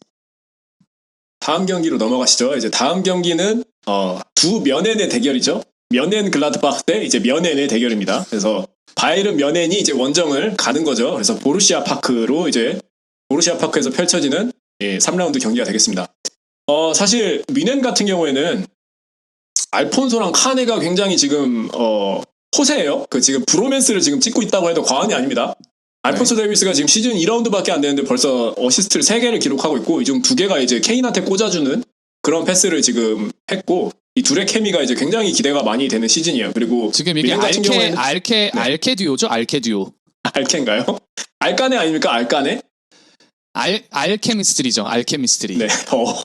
근데 어쨌든 이제 미넨 같은 경우에는 이제 챔피언답게 지금까지 가장 많은 유효 슈팅 리그에서 기록을 하고 있고요. 44회. 그리고 가장 적은 수의 유효 슈팅을 허용을 하고 있습니다. 17회로. 그래서 공격하고 수비 모두 이제 리그 챔피언답게 굉장히 아주 든든하다. 이제 그렇게 볼 수 있는데, 근데 또 이게 또 우주의 그 기운이 있지 않습니까? 그 저희 이제 전 대통령님께서 말씀하셨던 그 우주의 기운이라는 게 있는데, 그 온 우주의 기운이 지금까지 면엔글라드바흐를 좀 돕고 있다. 그 말은 뭐냐? 이제 면엔이 상대하기 까다로운 상대가 바로 면엔글라드바흐다. 네, 면엔글라드바흐 같은 경우에는 최근 5경기에서 면엔을 상대로 3승 2무입니다. 패가 없어요. 강하네요. 그러니까 그러니까 멘션글라드바흐만 보면은 아주 이제 오줌을 질질 흘린다라고 볼 수 있을 것 같고 이제 11, 12 시즌부터 거슬러 올라가서 좀 더 기간을 늘려봐도 10승 5무 9패예요. 그래서 그 어떤 팀들보다도 미넨의 강한 팀이 바로 멘션글라드바흐다라고 볼 수 있을 것 같아요. 그리고 가장 최근 경기인 이제 지난 이제 보루시아 홈에서 열렸던 그 경기에서 이 면엔의 그 아까 이제 조혜지 씨가 호평을 했던 면엔의 센터백 우파 푸른 하늘이죠. 다이오트 우파 메카노가 그 이른 시간에 레드카드 퇴장을 당하면서 이제 고전을 좀 했었고 3대2로 결국에 이제 글라드바흐가 승리를 거뒀어요. 그래서 근데 당시에 이제 팀을 이끌었던 이제 호프만, 휘람, 이제 슈틴들 같은 선수들이 지금은 이제 이 팀에 없기 때문에 향방은 또 알 수가 없다. 그리고 이게 바로 또 통계가 갖는 치명적인 결함 아니겠습니까? 엑스팩터죠. 그리고 토마스 투켈 감독은 이제 도르트문트 감독 시절을 했을 때 면엔글라드바흐 상대로 이제 4경기를 치렀는데 전부 다 승리를 했어요. 그래서 이 엑스팩터 토마스 투헬이 이 면엔으로 들어가면은 이 면엔 글라드바흐와의 경기는 알 수가 없다. 네, 그렇게 볼 수 있을 것 같습니다. 보르시아 파크가 네. 또 저희의 추억이 있는 아, 그렇죠. 저희가 이제 분한보 시즌 2 때인가요? 시즌 1 때인가요? 시즌 2 때일 겁니다, 아마. 네, 시즌 2 때 저희가 보르시아 파크로 나들이를 한번 갔었죠. 그래서 이제 그렇죠. 거기에 그게 마인츠와의 경기였던 걸로 기억을 하는데 네. 그때 이제 저희가 팬샵도 들어가서 도찰도 좀 하고 그리고 이제 이 분데스리가의 어떤 정취 이런 것들을 이제 팬들과의 인터뷰도 시도를 해봤었고 그리고 그때 사카이 선수였나요? 저희가 또 사진도 근데 그건 마인츠 구장 아니었습니까? 그거는 마인츠 구장으로 제가 알고 있습니다. 보르시아 파크 그때 아니었나요? 마인츠랑 하노버 경기였을 거예요. 하노버 저기거든요. 사카이가 하노버에서 뛰었었거든요. 그 코파스 아레나에서 그렇게 했었고 저희가 보르시아 파크를 하죠. 저희가 네, 보르시아 파크에 가서 저희가 사진을 찍었었죠, 둘이서. 네. 서로 찍어주면서 그때 이제 이 분데스리가의 이 추억을 그래도 좀 간직을 해야 된다 하면서 이제 팔을 양껏 뻗고 사진을 찍었던 그런 기억이 있죠. 그게 이제 두 개가 다른 날이라고 봐야겠네요. 보니까. 네, 다른 날이죠. 동시에 가진 못했다. 네. 네. 그리고 이제 제가 아까 말씀드렸던 것처럼 그 파바르가 이제 떠나지 않았습니까? 그래서 이제 마즈라이가 그 공백을 채우고 있는데 아까 말씀드린 것처럼 이제 중앙수비 2인이 너무 부담을 많이 받고 있는 상황이고 그런 상황에서 그 토마스 투헬이 계속해서 말하는 그 김남일 같은 미드필더 한 명 무조건 지금 내일 모레까지 무조건 가져와야 되고 그리고 이제 지금 계속해서 이제 러브콜 보내고 있는 틸로 케러 선수 이 선수도 지금 이제 최근에 한지 플릭 감독 국가대표 감독한테도 되게 중용을 받으면서 그 라이트 그러니까 중앙 수비수가 원래 중앙 수비수인데 스피드도 굉장히 좋고 그 이제 사이드 백도 볼 수 있는 그런 기량을 갖추고 있기 때문에 이 선수가 이제 좀 오지 않을까. 그리고 이제 고레츠카 선수가 사회생활을 좀 더 잘해야 될 필요가 있다. 박스 투 박스 그리고 기동력 그리고 매서움을 갖춘 김남일 같은 선수가 이제 만약에 나타나게 된다면 아무래도 경쟁력을 좀 잃어버리지 않을까. 그리고 이제 라이머 선수는 제 생각에는 만약에 그 김민희 선수죠. 김민희 선수가 만약에 부상을 당하면 그 대체자로 좀 이제 생각을 하고 있는 거 아닌가 좀 그런 생각을 합니다. 아니면은 이제 뭐 사실 경기가 많기 때문에 이제 로테이션 돌리는 거죠. 김민희 선수도 이제 김민희 선수도 지금 나이가 적지 않아요. 적지 않습니다. 네. 넘어가겠습니다. 네, 알겠습니다. 다음 경기는 이제 그 바이언 관련돼서는 그 얘기 한번 해야 되지 않나요? 어떤 얘기죠? 클린스만 얘기 한번 해야 되지 않나요? 그거 한번 얘기해 볼까요? 제가 코너 속의 작은 코너. 네, 코너 속의 큰 코너죠. 배보다 배꼽이 더 큰 코너죠. 사실 제가 이제 이 바이에른 뮌헨 이 팀 경기 분석을 하다가 이게 지금 시즌 11연승을 하고 있잖아요. 지금 바이에른 뮌헨이. 그렇죠. 그러면은 그 전에 패했을 때가 언젠가 이제 그거를 좀 이렇게 찾아보고 있었는데 이게 또 아니나 다를까 이 클린스만 감독이 바이에른 뮌헨을 이끌 때 그때가 지금 08-09 시즌인가요? 그 시즌에 이제 볼프스부르크가 우승을 했고 그 바이에른 뮌헨이 2위를 했었어요. 근데 그때도 사실 되게 많이 쳐져 있었는데 5경기 남기고 이제 클린스만 감독이 경질 당하고 유프 하인케스 감독이 이제 소방수로 나섰었죠. 그쵸. 소방수로 나서가지고 4승 1무를 기록을 합니다. 그래서 사실 이제 2위까지 올라가게 된 거고 이제 그때 굉장히 이제 형편없던 경기력을 보여줬었어요. 근데 요즘 또 저희가 이제 대한민국 국가대표 감독 아닙니까? 위르겐 클린스만 감독이. 그렇죠. 근데 요즘 독일 축구의 많아요. 레전드 중에 한 명이죠. 하지만 뭐 공을 잘 찼다고 해가지고 훌륭한 감독이 되는 건 아닙니다. 근데 지금 그 원격 저기 감독을 하고 있다. 지금 원래는 뭐 여기 한국에서 영주하면서 그 팀 맡겠다 이런 얘기하면서 왔는데 지금 뭐 어디 뭐 자꾸 지금 싸돌아다니고 있어요. 그런 면에서 봤을 때 제가 또 저희 오늘 썸네일 올라가는데 지금 뒤에 이제 복회 제대로 먹은 이 김민희 선수가 있고 그 앞에 제대로 이제 포커싱 당한 필립 람이 있지 않습니까? 이 필립 람이 원래 이제 바이에른 뮌헨을 이끌던 그런 이제 레전드 주장이었었는데 이 선수가 이제 자기의 자서전 같은 거를 선수 커리어 중에 이제 출간을 했었어요. 근데 이제 그때 거기서 이제 저희 이제 축구 팬들도 많이 알 텐데 클린스만을 굉장히 이제 깠었습니다. 그렇죠. 네, 그 클린스만의 실험은 실패했다. 우리는 훈련에서 체력 훈련만 했고 전술적인 부분에는 별로 신경을 쓰지 않았다. 완전 이 전술적인 부분에서는 굉장히 아마추어다. 그런 식으로 이제 표현을 했었어요. 그래서 이제 그 부분에 대해서 이제 클린스만 감독이 이제 반박을 했던 내용도 있습니다. 그래서 그 내용은 기본적으로 코치의 관점은 전혀 모르는 게 선수다. 그러면서 이제 필립 람을 이제 아주 대차게 내려깠죠. 코치의 업무가 실제로 무엇을 의미하는지 모르면서 그런 얘기를 할 수가 있다. 나도 선수 때 그랬다. 그러니까 필립 람이 뭐 그렇게 뭐 이해할 수 있다. 근데 좀 그거는 좀 잘못된 언행이라고 생각을 하고 뭐 그런 식으로 이제 얘기를 했던 그런 사건이 있었어요. 네. 네. 근데 이제 이 책이 출간되기 전에 사실 2011년도에 올리버 칸이 그 이제 필립 람 그리고 이제 부주장이었던 슈바인슈타이거 이런 식으로 이제 두 선수에 대해서 국제대회에서 10년 동안 지금 이제 성과가 없는 게 이 주장 탓 아니냐 이런 식으로 이제 좀 얘기를 했던 게 있었어요. 그러면서 이제 그 필립 람을 굉장히 이제 비판을 했었는데 그 이제 제가 지금 보기에는 이 필립 람이 아니죠. 지금 이 올리버 칸 지금 이제 나가지 않았습니까? 그 네. 스포츠 디렉터 하다가 이분이랑 이제 클린스만이랑 전형적인 그 독일 꼰대 아닌가 이제 그런 생각을 해요. 왜냐면은 사실 칸이 이런 식으로 비판적인 목소리를 2011년도에 이제 냈었는데 당시에 이제 그 클럽 감독으로 부임을 했던 하인케스가 바로 이런 식으로 이제 얘기를 합니다. 필립 람은 올리버 칸이 26살 때 A매치에 데뷔를 했었는데 필립 람은 A매치 26살 때 벌써 80경기 근데 실제로는 63경기를 뛰었었대요. 그래서 80경기 넘게 나올 만큼 리더십에서는 의심을 할 여지가 없는 그런 선수다. 그러니까 그런 얘기 할 필요 없다라고 바로 못을 박으면서 선수를 굉장히 존중해주는 그런 모습을 보여줬습니다. 네. 그러면서 클린스만 감독은 이제 뭐 이제 전략 전술이 없다라는 비판은 사실 예전부터 있었고 그래서 이제 대표팀 감독으로 선임이 됐을 때도 조금 이제 의아해하는 사람들이 되게 많았어요. 그러니까 선수로서의 커리어는 오케이 인정. 하지만 감독으로서 보여준 게 없고 오히려 감독으로 어떻게 보면 날아간 경우가 더 많지 않습니까? 이제 그러다 보니까 저는 이제 의구심을 많이 가졌었는데 최근에 이제 오늘 뭐 기사 뜬 거 보니까 차두리 위원이 또 그 이제 코치로 합류한다고 또 얘기가 나오더라고요. 그 마이클 킴 감독 있지 않습니까? 벤투 때부터 네. 와가지고 그 코치 하던 분 수석 네, 코치였죠. 네. 네. 그분이 그냥 이제 때려친 거죠. 어떻게 보면은 감독이 이제 계속 재택만 하고 뭐 이러니까 이게 뭐 제대로 돌아갈 수가 없다. 그리고 지금 대표팀 경기력이 형편없지 않습니까? 이제 그러다 보니까 좀 불화가 있을 것 같고 사실 클린스만이 감독으로서는 독일 내에서도 비판 여론이 엄청납니다. 왜냐하면 일단 06년도에 그 독일 자국 월드컵에서 우승을 이제 차지하지 못했지 않습니까? 근데 그때 선수들 스쿼드를 보면은 뭐 이거는 사실 감독이 없어도 우승할 만한 그때 라인업이었어요. 보면 슈반슈타이거부터 시작해서 프린스, 뇌빌도 있었죠. 클로제 있었죠. 칸이 있죠. 발락이 있었죠.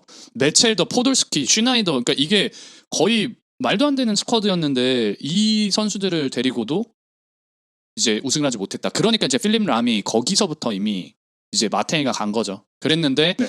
바이언 면헨에 와가지고 1년도 못 채웠죠. 클럽까지 와서 네, 그쵸. 1년도 못 채웠죠. 네. 네, 네. 중간에 잘렸죠. 그러니까 면회는 가차 없습니다. 그러니까 성적 못 내면 아무튼- 바로 잘라버립니다.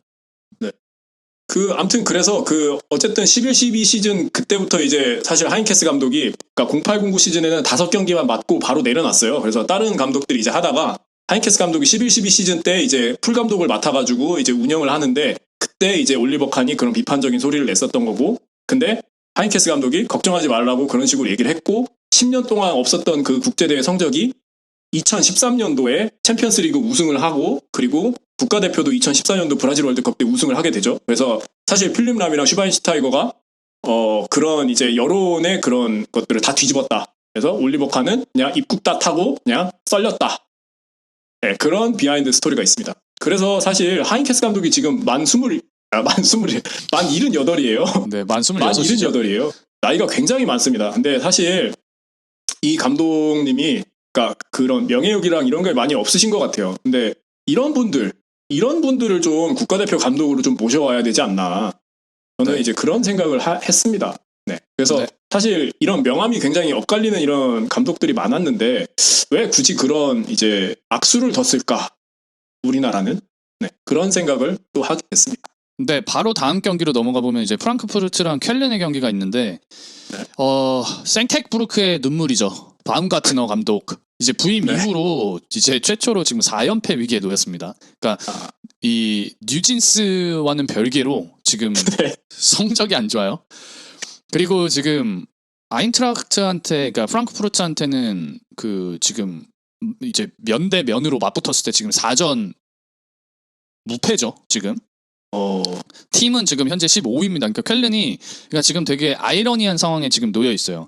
그러니까 프랑크푸르트와의 경기는 강한데 지금 현재 팀 분위기는 이제 좋지 않다. 이렇게 보시면 될 것 같고 네. 프랑크푸르트 같은 경우는 지금 템멜러 감독이 오고 나서 그 개막 이후에 지금 1승 1무 하면서 승점 4점 기록하고 있거든요. 그러니까 지난 두 번의 시즌을 이제 그 생각을 해보면은 시작을 승점 1점밖에 기록을 못했죠. 지난 두 번의 시즌에서는. 근데 이제 이런 거 보면은 이제 벌써 약간 이런 걸로 일희일비하는 그 독일 매체들을 보면 좀 네. 어떻게 보면 독일 언론들도 많이 냄비 근성이 있다 이렇게 평가할 수가 있고 네. 프랑크푸르트가 현재 지금 홈 경기에서 11경기 동안 무패거든요. 그러니까 이게 꽤 강력합니다 지금. 그리고 뭐 프랑크푸르트는 지금 약간 부상병동 상태예요. 지금 루카스 아라리오 선수가 무릎 수술을 받은 상태고 아직 복귀가 명확하지가 않습니다. 그리고 세바스티안 로데도 이제 종아리 부상이 있어서 좀 빠져 있고 지금 로우네 선수도 그 십자인대 부상으로 장기간 아웃되어 있는 이런 상황입니다. 그러니까 이 선수들이 어떻게 보면 주축으로 지금 팀을 이끌어줘야 되는 선수들인데 다 빠져 있는 지금 상황이고 그래도 이제 한 가지의 호재라고 한다면은 축구계의 영원한 괴짜 마리오 괴째가 있지 않습니까? 지금 마리오 괴째랑 지금 마르무시와의 호흡이 나쁘지는 않아요.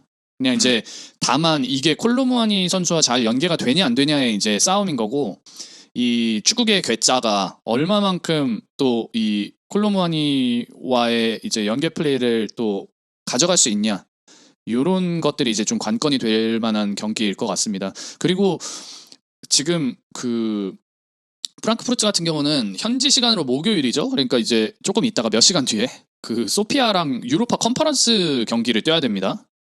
그래가지고 목요일 경기를 뛰고 그 또 주말에 또 경기를 뛰어야 된단 말이죠.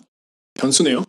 변수죠. 왜냐면 쾰른은 이제 그냥 완전 잣밥 팀이기 때문에 하위권이어서 이런 쓰잘데기 없는 게 없어요. 그러니까 무슨 뭐 어디 나갈 수 있는 데가 없어요. 얘네는. 그러니까 그냥 주말 경기만 입닥치고 하면 되거든요. 그래서 이러다 보니까 뭐 프랑크푸르트가 쾰른에서 멀지도 않고 그리고 원정 피로도 없는 상태에서 또 좋은 경기를 보여줄 수도 있기 때문에 프랑크푸르트 1대0 승리 혹은 쾰른이 1대1 정도로 또 마감시킬 수 있지 않냐 저는 그렇게 보고 있습니다. 그리고 그 만년 유망주죠. 만년 로망주 다비젤케가 사실 지난 경기에서 햄스트링 부여잡으면서 나갔거든요. 네, 그래서 지금 아쉬움을 자아냅니다. 있습니다. 네. 자 마지막 경기 이제 빠르게 한번 보시죠. 네, 마지막 경기 이제 우니온 대 라입직입니다. 이제 가장 잘 나가는 이제 호세 중에 호세 우니온 베를린이 홈에서 이제 라입직을 불러들이죠. 이 역시 이 호세의 중심에는 두 팀 다 호재죠 지금. 그러니까 두 근데 팀 이제 다 어쨌든 강대강으로 맞붙는 경기죠. 네, 라입치히는 사실 첫 경기에서 발목을 한번 레버쿠젠에서 잡혔기 때문에 조금 이제 그렇고 우니온 같은 경우가 진정한 호세 중에 호세 아니겠습니까? 그리고 이 호세의 중심에는 이 케빈 베렌스가 있죠. 저는 이제 갑자기 이 분데스리가 레전드 공격수가 오버래핑이 좀 되더라고요. 그 순간적으로 킹이죠, 킹 알렉산더 마이어 선수의 그 킹 마이어죠. 네, 킹 마이어가 갑자기 생각이 나더라고요. 현재 4골 지금 기록하면서 득점왕 경쟁에서 지금 선두에 있는 상황이에요. 그래서 올모도 사실 라입치히의 올모도 슈퍼컵 포함해서 3경기에서 모두 골을 넣고 있기 때문에 이 경기는 이제 창 대 창 못 받고 매치가 되지 않을까. 무조건 골은 하나 나온다. 라고 이제 이게 진짜 볼 수가 진정한 이번 라운드 강대강의 매치고 사실 네. 케빈 베렌스 같은 경우는 좀 늦게 핀 꽃이죠. 그러니까 32살이에요. 네, 늦게 핀 꽃이고 이 선수가 진짜 마음고생을 정말 많이 했거든요. 그러니까 킹 마이어가 생각날 수밖에 없는 게 마이어가 거의 전성기를 맞이한 게 거의 40줄에 다가가지고 거의 전성기를 맞이했다고 봐야 되거든요. 그러니까 네. 그리고 그 마지막 불꽃이 엄청나게 강했다. 그렇죠. 근데 나오면 이제 그냥 골을 넣었으니까요. 그리고 약간 체격 조건도 좀 비슷하고 그리고 헤어스타일도 좀 비슷하고 좀 그런 게 그 있어요. 마이어가 보니까 196인가 그렇더라고요. 근데 베렌스는 한 185밖에 안 돼요. 그래서 왁구는 사실 알렉스가 훨씬 큰데 킹 마이어가 196이나 되나요? 네. 근데 이제 그 뭐랄까요? 경기장에서 보여주는 그 왁구의 아우라? 네, 그런 것들이 사실 이제 만만치 않다. 그렇게 볼 수 있을 것 제가 같습니다. 지금 몰랐는데 네. 킹 마이어가 지금 아직 현역을 뛰고 있네요. 아, 현역인가요? 호주에서 네, 호주에서 지금 시드니 네. 원더러스에서 그냥 뛰고 있네요. 19년도부터 아, 그래요? 아직까지 뛰고 있어요? 아직 뛰고 있습니다. 아직 현역입니다. 대단한 선수입니다. 네, 아무튼 지금 케빈 베렌스는 마음고생을 진짜 굉장히 많이 했던 선수입니다. 네. 어떻게 보면은 우니온 베를린으로 이제 이적하기 전에 계속 2부를 전전을 하고 레기오날 전전하고 이랬었거든요. 그러니까 팀들이 이제 다 형편없는 팀들이어가지고 뭐 자뷰르켄 그다음에 2부에서는 이제 샌드하우젠 이런 좀 소위 말해서 되게 이제 변방 클럽들을 전전하다가 진짜 꾸역꾸역 지금 우니온 베를린에서 갑자기 이제 한 지난 시즌부터 드릉드릉 하더니 이번 시즌에 뭔가 꽃을 피우고 있는 이런 모양새라고 봐야죠. 네. 그리고 이제 펀팩트가 하나 있는데 우니온 베를린이 이제 지난 5차례 동안 이제 라이프치히랑대로 전승을 거뒀어요. 그러니까 모두 2대1 스코어를 기록을 합니다. 그래서 이번 경기도 2대1 승리 거두는 거 아니냐 그렇게 볼 수 있을 것 같고 어쨌든 지난 경기에서 이제 로빈 고젠스 선수가 2골 폭발시키면서 이제 베를린 같은 경우에는 공격하고 수비에서 모두 위협적인 득점 옵션을 가지고 있다는 게 사실 이제 라이프치히 입장에서는 굉장히 골치가 아픈 그런 형태가 될 것 같고 그리고 아까 말씀드렸듯이 이제 챔스 출전권을 두고선 과연 어느 팀이 더 우위에 서게 될지 그런 걸 알 수 있는 좀 단두대 매치가 될 것이다. 양 팀 모두 사실 약한 팀들이나 뭐 중위권 팀들을 확실하게 밟고 갈 수 있는 그런 능력이 있을 것 같은데 이 탑4에 과연 누가 더 우위에 들어서게 될 것인가가 사실 이 경기에서 좀 보여지지 않을까 그런 생각을 합니다. 저는 약간 라이프치히가 이번에 조금 좀 텃세를 부릴 것 같은 느낌이 살짝 듭니다. 이럴 때 파란을 일으킬 거다. 우니온 베를린이 이제 막 이렇게 올라가려고 할 때 또 거기서 초를 한번 또 쳐주는 그런 역할을 할 것 같아요. 그래서 라이프치히가 이제 첫 개막전에서는 뭔가 발목을 잡혔지만 레버쿠젠은 제가 다시 한번 말씀드리지만 올 시즌 우승권이고요. 그러니까 오히려 베를린 이런 팀보다 지금 훨씬 위에 있는 게 지금 레버쿠젠이기 때문에 이게 지금 우니온이랑 라이프치히랑 이제 이 창대 창으로 붙었을 때 강대 강 싸움이죠. 그러니까 토투토로 맞붙었을 때 라이프치히가 한번 기세를 죽여버릴 수도 있다 이렇게 보시면 되겠습니다. 아무튼 저는 이 경기가 그래도 가장 하이라이트가 되지 않을까 이번 라운드에서 좀 그렇게 생각을 합니다. 네, 자 이렇게 해서 저희가 지난 라운드 리뷰와 3라운드 프리뷰까지 맞춰봤고요. 또 급박하게 마치고 저희는 뭐 결과로서 얘기하는 게 분한보기 때문에 또 요거 지금 한국 시간으로 이제 목요일에 들으시고 일단 경기를 보세요. 어떻게 되는지. 이상입니다. 네. 감사합니다. 감사합니다.